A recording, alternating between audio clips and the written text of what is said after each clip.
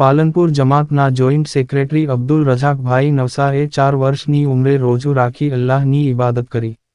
Palanpur જમાતના joint secretary Abdul Razakbhai ધણધાવાળાના નવાસા અને આરીફભાઈના પુત્ર મોહમ્મદ અયાને 4 વર્ષની ઉંમરે રોજુ રાખી સતત 13 કલાક ભૂખ્યા તરસ્યા રહી 5 ટાઈમ નમાઝ પઢી અલ્લાહની ઇબાદત કરી હતી। નાના અબ્દુલ રઝાકભાઈ તથા નાની તથા પપ્પા આરીફભાઈએ ફૂલહાર કરી ગિફ્ટ આપી મોઢું મીઠું કરાવી રોજુ ખોલાવ્યું હતું અને અલ ખિદમત ગ્રુપના સેક્રેટરી સલીમભાઈ પૂજપુરવાળાએ મુબારકબાદી પાઠવી ખુશી વ્યક્ત કરી હતી। અહેવાલ જમીલ મેમન ડીસા।